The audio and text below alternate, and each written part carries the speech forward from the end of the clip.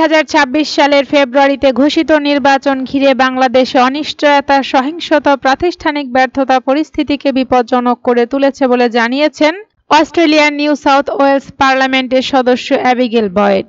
পাশাপাশি বিএনপির ভারপ্রাপ্ত চেয়ারম্যান তারেক রহমান সহ সব প্রার্থীর নিরাপত্তা নিশ্চিতের দাবি জানিয়েছেন তিনি। 2 দিন আগে দেশটির আইনসভায় তিনি এ সংক্রান্ত একটি নোটিশ অব মোশন জমা দেন।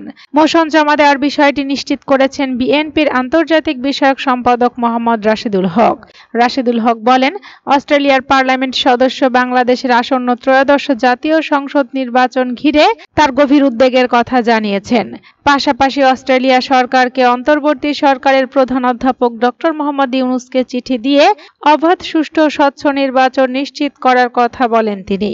তার অন্যান্য দাবিগুলো হলো বিএনপির ভারপ্রাপ্ত চেয়ারম্যান তারেক রহমান সহ সকল প্রার্থীর পূর্ণ নিরাপত্তা, চলাফেরা ও রাজনৈতিক অংশগ্রহণের স্বাধীনতা নিশ্চিতে চাপ দিতে হবে, দুর্নীতি, অর্থ পাচার ও জালিয়াতির অভিযোগ তদন্তে আন্তর্জাতিক সহযোগিতা জোরদার করতে হবে, মানবাধিকার লঙ্ঘন, গুম ও বিচার বহির্ভূত হত্যার দায়ীদের বিচারের আওতায় আনতে বৈশ্বিক প্রচেষ্টায় ভূমিকা রাখতে হবে, প্রবাসীদের জন্য ডাকভোট ব্যবস্থাকে নিরাপদ ও কারচুপি মুক্ত করতে সহযোগিতা করতে হবে।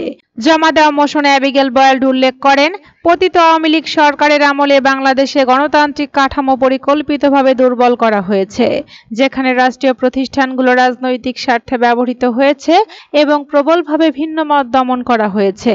বিগত আমলে আইন শৃঙ্খলা বাহিনী, বিচার ব্যবস্থা ও নির্বাচন প্রক্রিয়ার উপর প্রভাব বিস্তার জনমানুষের গণতান্ত্রিক অধিকারকে কার্যত অস্বীকার করেছে।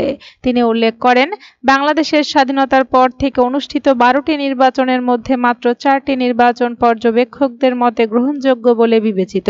সেই নির্বাচনগুলো তত্ত্বাবধায়ক সরকারের অধীনে অনুষ্ঠিত হয়।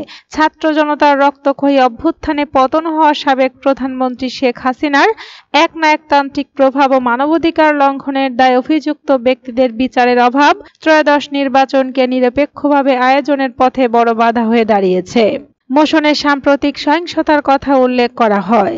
এর মধ্যে রয়েছে চট্টগ্রাম 8 আসনের মনোনীত প্রার্থী এরশাদুল্লাহর উপর গুলির ঘটনা। এই ঘটনাকে বয়েড উদ্বেগজনক রাজনৈতিক টার্গেটিং এর উদাহরণ হিসেবে বর্ণনা করেন। তিনি বলেন, মানবাধিকার সংস্থাগুলোর অভিযোগ অনুযায়ী অন্তর্বর্তী সরকারের অধীনে গণহারে আটক ও বিরোধীদের উপর দমনমূলক পদক্ষেপ নেওয়া হয়েছে। 2024 সালের মনসুন রেভলিউশন তথা বর্ষা বিপ্লবে শেখ হাসিনা সরকার পতনের পর দুর্নীতির মাধ্যমে বিদেশে পাচার হওয়া অর্থ উদ্ধারের সরকারি প্রচেষ্টার কথাও মোশনে উঠে আসে।